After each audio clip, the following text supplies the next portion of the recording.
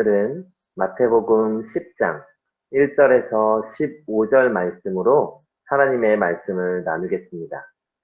오늘 말씀의 제목은 거저 받았으니 거저 주라, 거저 받았으니 거저 주라 라는 제목으로 하나님의 말씀을 전하겠습니다. 우리는 매일 하루하루를 살면서 때때로 잊고 지내는 것이 하나 있습니다. 그건 신앙인이라면 반드시 마음에 새겨야 하지만 세상 걱정과 염려와 여러 가지 두려움 등으로 인해서 잊게 되는 바로 그것. 그러나 정말 중요한 그것은 바로 은혜입니다. 내가 하나님께 은혜를 받았다는 사실을 마음에 새긴다는 것. 그것이 굉장히 중요하지만 우리는 그러지 못하고 살아가고 있습니다. 은혜 받았다는 사실을 알고 지내는 것과 그러지 못하고 지내는 것은 그 삶의 차이가 천지 차이와 같이 큽니다. 왜냐하면 은혜를 받았다면 기쁨이 생깁니다. 또한 나뿐만 아니라 타인에게 관대하게 되죠. 이웃을 섬기게 되고 나를 향한 하나님의 사랑으로 주어진 삶을 감사하며 살아갈 수 있습니다. 그것이 은혜 받은 자의 삶의 당연한 모습이죠. 자격 없는 자에게 조건 없는 사랑이 임했는데 그것에 감사하지 못할 이유가 무엇이겠습니까? 그러나 은혜를 받았다는 사실을 잊게 되면 주어진 삶이 힘겹기만 합니다. 하나님의 사랑으로 그리스도인이 되었음이 분명한데 지금 내게 주어진 삶 자체가 너무 힘겹기 때문에 가정과 교회 그리고 이웃을 섬기는 것이 그저 힘든 노동과 같이 느껴지고 부담으로만 다가오게 되는 것이죠. 왜냐하면 기독교에서 가장 중심이 되며 기본 진리인 은혜를 잊고 지내기 때문입니다. 오늘 본문은 얼핏 보면 예수님께서 12제자를 세우시고 그저 전도의 명령을 하시는 것으로 보입니다. 그러나 이 전도하는 데에 핵심 사상, 마음에 꼭 새겨야 하는 중요한 포인트가 있는데 그건 바로 8절 말씀에 거저 받았으니 거저 주라는 마음입니다.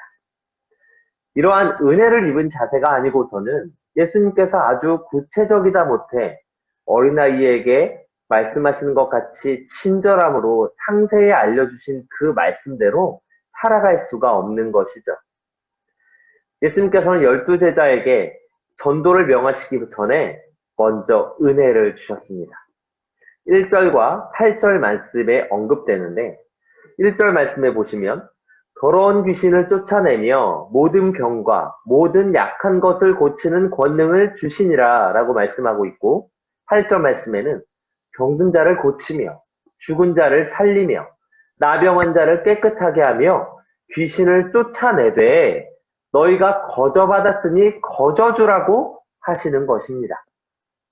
즉 그저 아무것도 가지지 않은 채로 아무것도 주시지 않은 채로 제자들을 전도의 자리로 내몰아가신 것이 아니라 확실하고도 생명력 있는 권능과 능력을 주시면서 예수님께서는 제자들을 파송하셨던 것이죠. 그렇게 제자들은 그 말씀처럼 어떤 이득을 취하지 말고 그저 주님께서 말씀하신 그 메시지를 전할 수 있었던 것입니다. 때때로 찾아오는 어떠한 잘못된 반응, 그리고 힘든 상황들, 그걸 다른 말로 하면 열매라고 하는데 그것과 상관없이 그저 말씀에 순종할 수 있게 되는 것이죠. 그건 바로 은혜의 삶, 하나님께서 거저 주신 것들을 마음에 새겼기 때문입니다. 그러나 우리는 그 말씀에 순종하지 못하는 모습을 많이 보입니다. 예수님의 12제자도 오늘 본문과 다른 곳곳에서 예수님의 말씀을 따르지 못하는 모습들이 많이 나옵니다. 베드로는 예수님이 십자가에 달려 돌아가시기 전에 자신의 칼을 들고 예수님의 반응에 따라하지 않으면서 오히려 예수님께 크게 혼이 났고 도마는 예수님을 위해 죽으러 가자는 무력 충동으로 예수님의 마음을 아프게 했으며 제자들은 예수님과 가장 가까이 지내면서 자리다툼을 하는 모습을 보여줬습니다. 또 예수님께서 십자가에 못 박혀 죽으실 때 예수님을 따르던 제자들은 내가 언제 따르냐는 듯이 부인하고 도망가기에 바빴던 것이죠. 이 모습은 오늘날 살고 있는 우리와 같은 모습입니다. 이건 놀랍지도 않고, 아, 제자들 역시 우리와 같은 연약한 사람이구나, 이렇게 인정하게 되는 것입니다. 그렇게 연약한 제자들에게 예수님께서 말씀하셨다는 거죠. 연약한 우리들에게 말씀하신다는 겁니다. 이렇게 주님의 말씀에 불순종하는 우리들은 대체 어떻게 오늘의 말씀과 같이 주님의 말씀에 순종하며 살아갈 수 있을까요? 그건 본문을 다시 천천히 살펴보면 그 마음에 순종할 동기를 찾을 수 있습니다. 예수님께서 제자들에게 거저주신 그 은혜를 한번 살펴볼까요? 더러운 귀신을 쫓아내며 모든 병과 모든 약한 것을 고치고 나병한 자를 깨끗하게 하고 죽은 자를 살리는 것. 그것은 바로 우리 주 예수 그리스도께서 하신 일입니다. 그 예수 그리스도 그분만을 바라고 따라갈 때 이 말씀에 순종할 수 있는 것이죠. 그럴 때 우린 주님의 말씀에 순종할 용기와 지혜와 힘과 또한 상황을 마주하게 될 것입니다. 우리가 잘 알고 있는 사도행전에서 순교한 스데반, 죽으면 죽으리라고 고백하며 나라를 살린 에스더, 반모섬에 유배되면서까지 끝까지 예수 그리스도의 환상과 계시를 기록하며 생을 마감한 사도 요한, 자신의 이름은 뒤로하고 그저 예수님만 전하다 순교한 세례 요한 등은 이들의 공통점은 우리 주 대신 예수 그리스도만을 바라보았다는 것입니다. 또한 사도 바울은 어떻습니까? 그는 전 세계를 돌아다니며 자신에게 주어진 로마의 시민권, 어떤 특권, 그저 편안한 삶을 포기하면서 복음 전파에 생명을 바칠 수 있었습니다. 그것도 바로 우리를 구원한 예수 그리스도만을 바라보았기 때문입니다. 이것이 은혜입니다.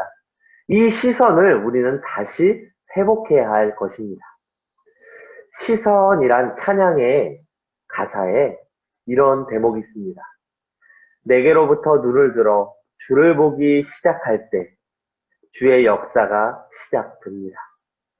모든 시선을 주님께 드리고 살아계신 하나님을 느낄 때 내 삶은 주의 역사가 되고 하나님이 일하기 시작합니다. 라는 고백이 있습니다. 성도 여러분, 지금은 코로나로 교회에 모이기도 힘들고 교회 사역을 활발히 감당하기도 힘든 상황입니다. 이럴 때 우리에게는 주어진 가정과 일터, 그리고 매일 반복되는 일상 속에서 그리스도인으로 살아가기란 더 힘에 부치기만 하는 것 같습니다. 그럴 때에 우리는 꼭 우리를 구원하시고 우리에게 거저 은혜를 주신 예수님을 바라보아야 합니다. 예수님이라면 이럴 때 어떻게 했을까? 예수님이라면 이 상황 속에서 어떠한 말과 행동을 하였을까? 고민하며 선택의 순간순간마다 기도하고 결정하는 것, 이것이 바로 예수 그리스도를 바라보며 사는 삶인 줄 믿습니다. 말씀을 정리하겠습니다. 지금도 하나님께서는 우리에게 거저 주신 은혜를 기억하며 살아가라고 말씀하십니다.